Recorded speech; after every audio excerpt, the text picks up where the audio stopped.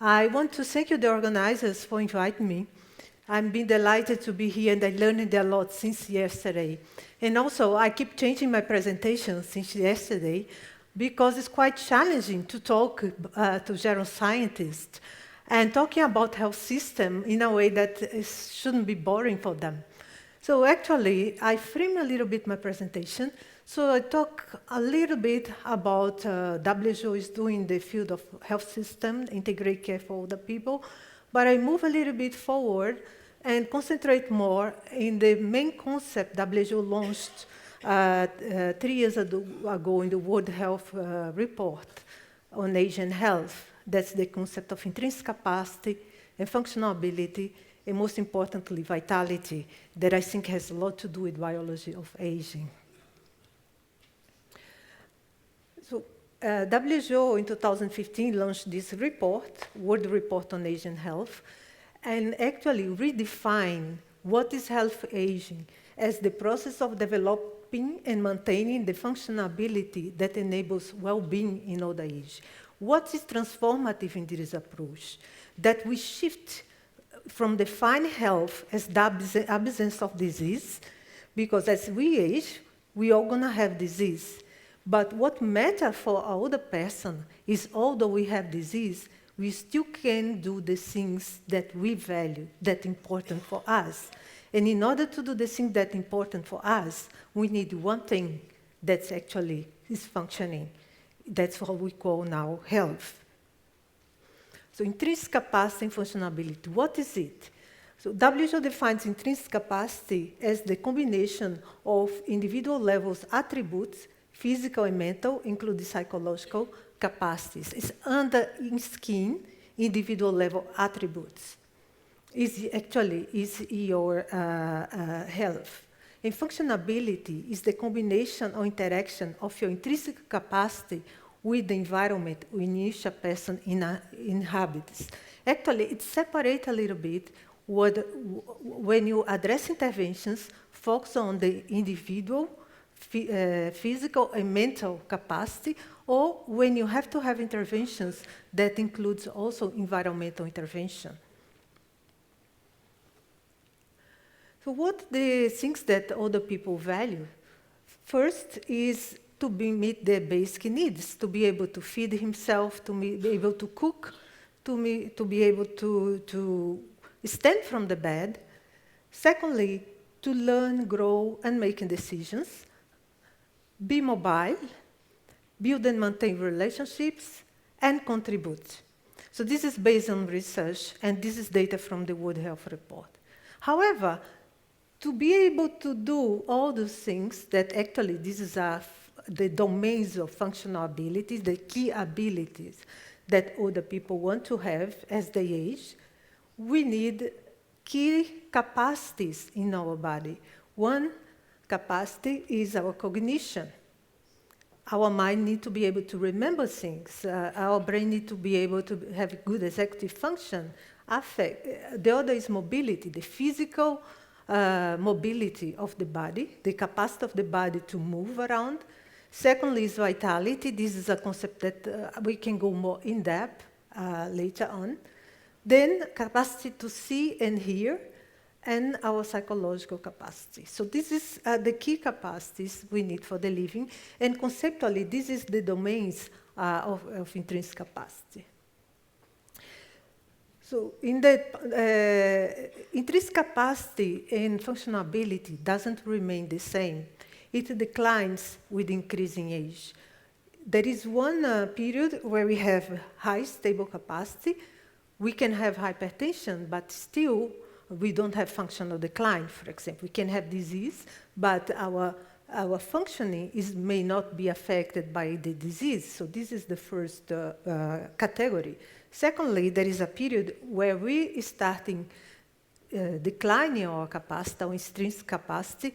Maybe we have a visual impairment, maybe we have mobility limitation, but still we have autonomy, still we are independent, we are not care dependent. And the third period is when we have a significant loss in capacity. We lose capacity to a point that we cannot manage alone, and we need support with activity or daily living. This is the moment where we need long-term care.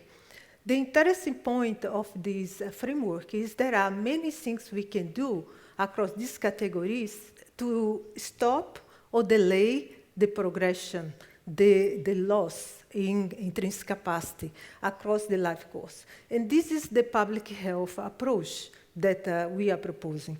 Identifying the interventions for different population groups, it can have a greater effect if we manage to categorize these different population groups and deliver interventions that actually can stop this progression. Also, we shift from a disease vertical approach to a trajectory, to a longitudinal approach where we approach health, where we see health. So this is a trajectory of intrinsic capacity. And there is a lot of heterogeneity of this trajectory across different individuals as we age as well.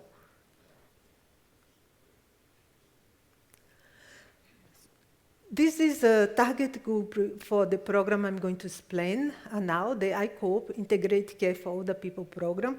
The ICOPE target individuals when they are transitioning from declining capacity to significant loss of capacity. For example, you can have a cognitive decline, and you can do something to avoid or prevent or delay the progression from this cognitive decline into dementia, and so on and so forth.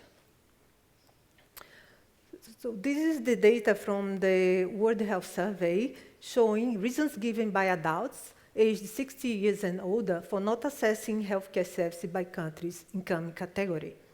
So what we see is in high-income countries, older people say they don't go to the health facilities because they have been treated badly in the past, or they were not sick enough. So we have here an important point, ageism in healthcare provision, that's important. And what does it mean not being sick enough? Actually, is when an older person goes to the service, and when they present in the service with a problem that's not traditionally framed as a disease. Usually, they go and say, you know, I'm feeling weak, you know, I don't feel like moving so much as I used to move before, or I'm not sleeping well, or I'm forgetting things.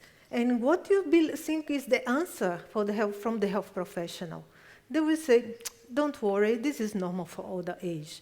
And you can go home, don't worry about it. It's normal to forget things as we old.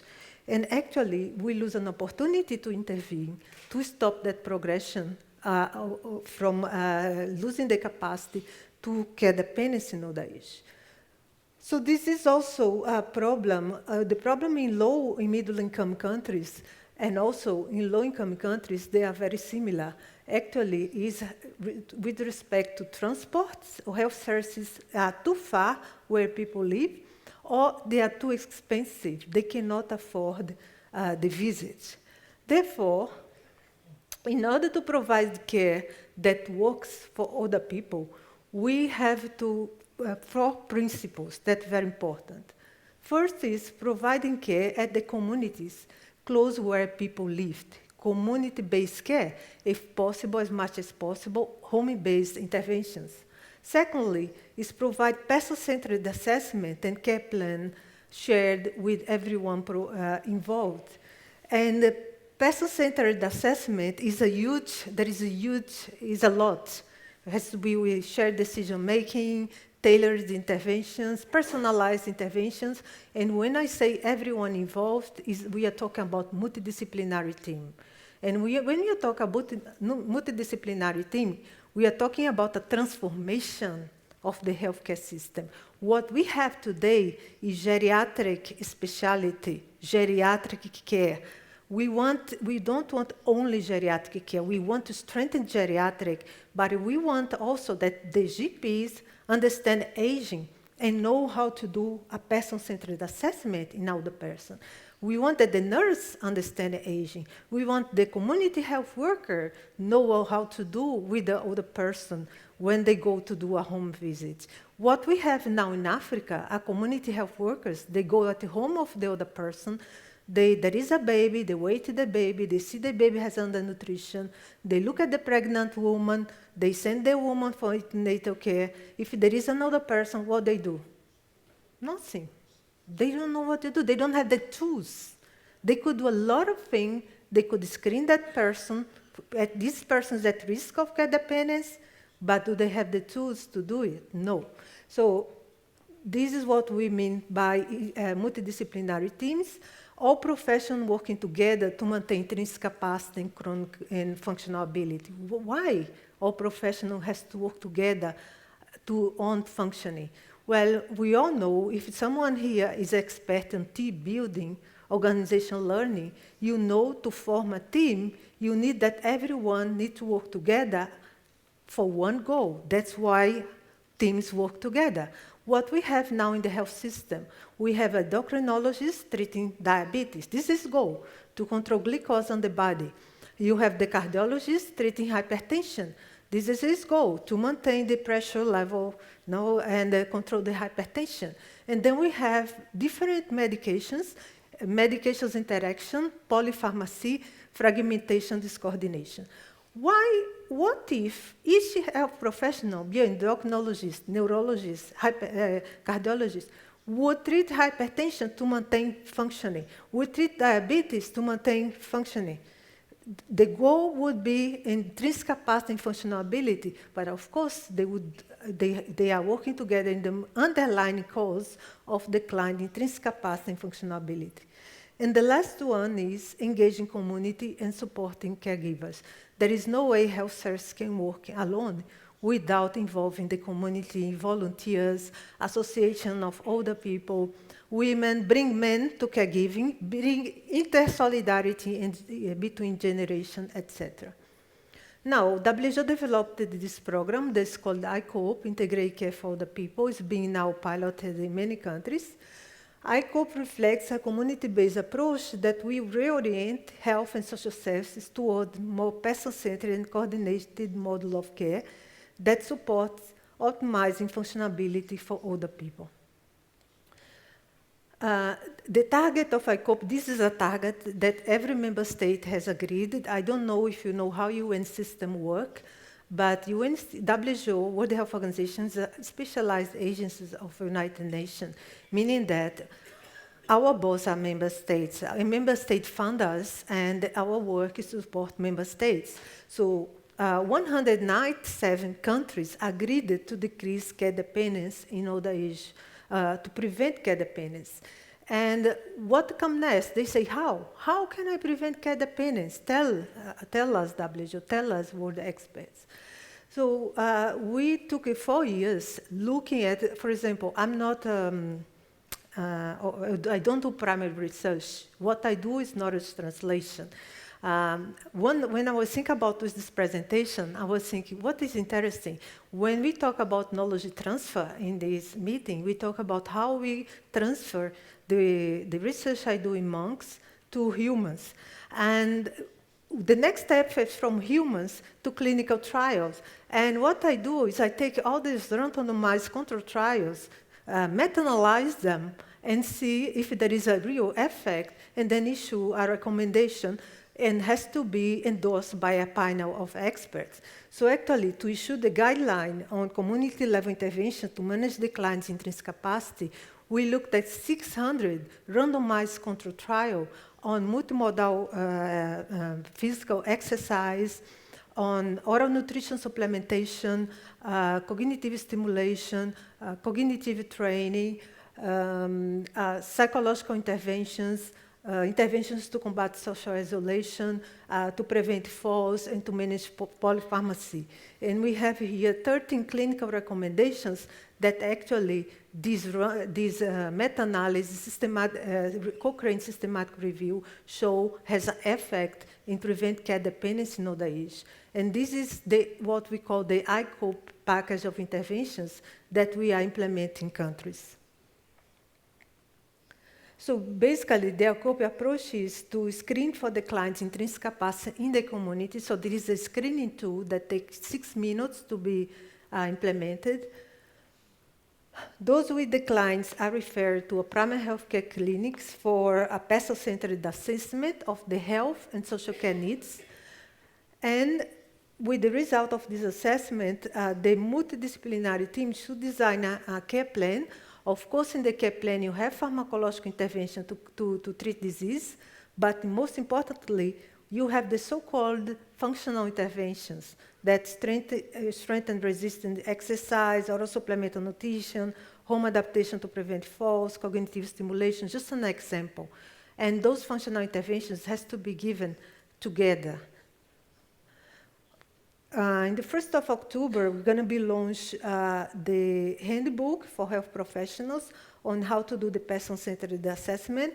And this handbook, there are algorithms, okay, pathways for implementing each interventions. There is also a guidance for health managers on how they can implement, develop a plan to organize their services to implement it. And also there is an app that actually guide all the health professionals step by step on how to do the screening, how to do the person-centered assessment, and most importantly, after you do the assessment, the app will give a list of interventions that should be in the care plan. But most importantly, you just don't take a list of intervention and put in the care plan. You have to discuss with the other people, with the other person, or the patient, as you say, what is the goal, what's the most important thing for him, and which interventions are better implemented. And is in the rehabilitation centers, at home, you go intervention by intervention, agreeing which one should stay in the care plan. And that's why we call person-centered and personalized care plan. Well, now shift a little bit for what you were discussing. This is the ambition, the vision. Currently, we talk about a launch now approach, we talk about trajectories. What we have in childcare is the growth chart. We actually can monitor whether the child development using this growth chart that compare height and weight in children. If there is a deviation of this, we send the child to a primary healthcare clinic. We wonder whether we could one day have a similar chart to actually monitor intrinsic capacity in other people across the life course. Of course, we need to better define the metric of intrinsic capacity and define the constructing of intrinsic capacity. And we are just in the beginning. We met in New York, John Rose, Studenski, Jeremy Watson, Bruno Velas, a group of Belsky, a group of gyron scientists to start in discussing, a component of intrinsic capacity with vitality. And also we are working with the Japanese scientists to see how digital health technologies can help us to monitor intrinsic capacity.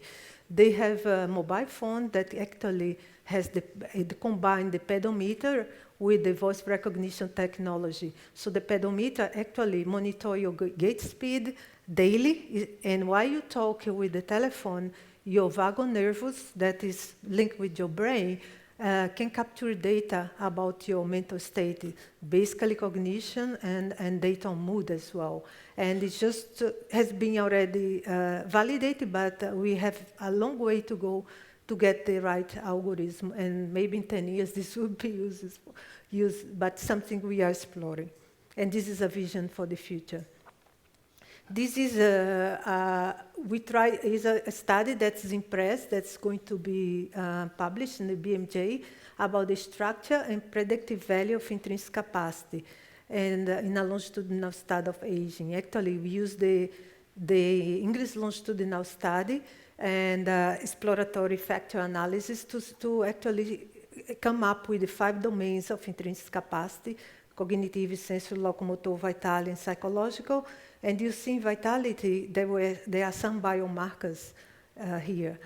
And we looked also if these are predictive of ADL impairment, and actually intrinsic capacity are predictive of ADL impairment independent of multiple morbidity.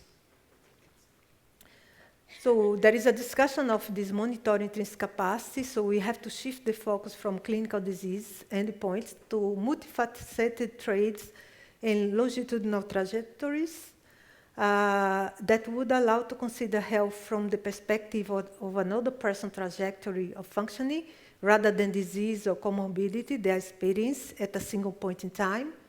It means that IC should be monitored and assessed before any clinical threshold is reached, and this will require a composite marker of markers that can be assessed at different points across the life course. Also, this is a vision. I'm just sharing, so you are the researchers. You have to help me to achieve this vision. When I say we have to monitor intrinsic capacity before any clinical threshold is reached, I mean that actually now we are monitoring intrinsic capacity using functional tests, SBPB, cognitive tests. But however, before we have clinical manifestation, we have underlying physiological change that not captured because we cannot see that. It maybe will be captured by biomarkers.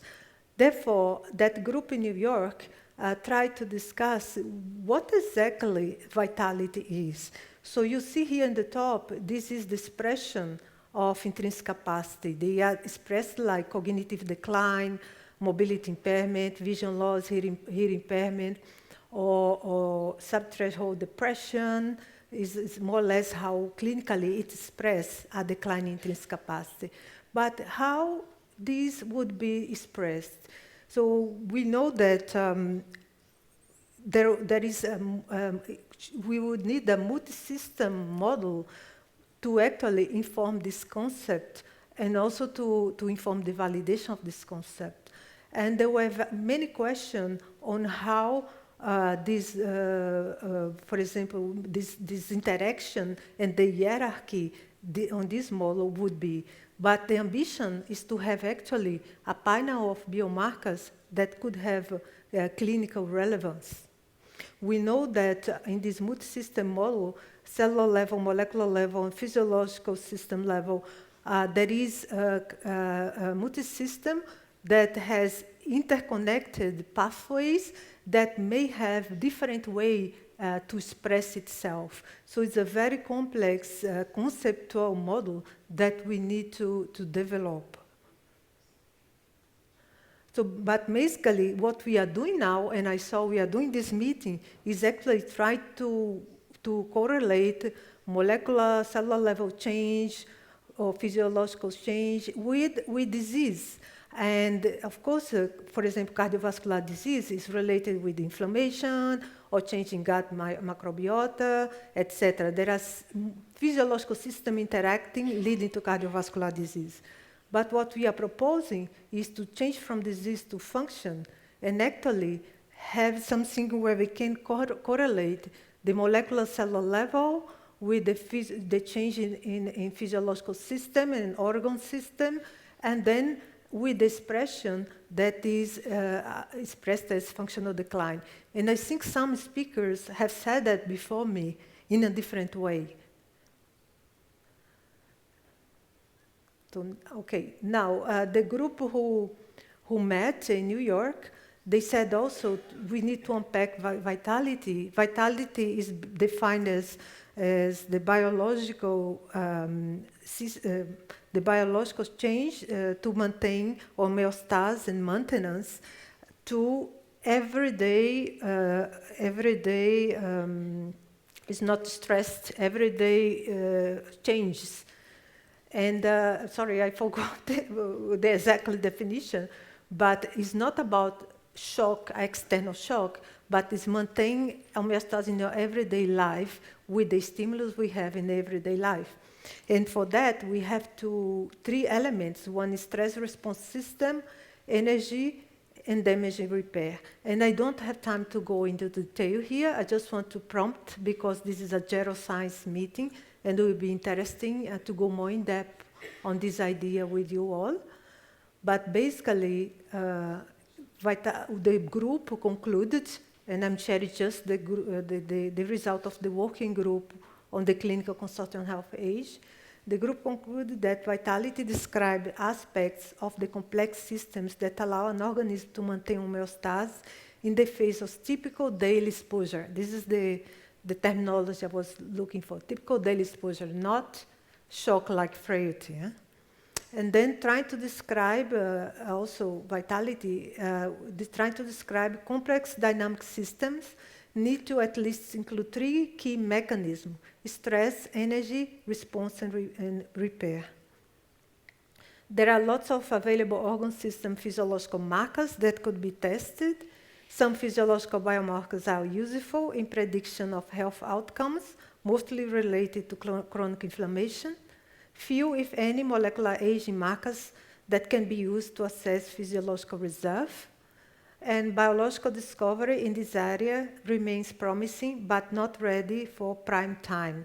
And I wait for more research on biogerontology so we can see whether we can use them for clinical practice. We wanted to, in the future, have this kind of biomarker where we can monitor vitality as part of intrinsic capacity in other people. So these are the main international organizations that support WHO on this work. Some of them are here. And also we work with 10 academic research institutions across 15 countries. So this is a result of huge amount of work that involve a lot of research and experts, and is helping WHO to actually support the countries to advance the response for the health and long-term care needs of older people. Thank you very much.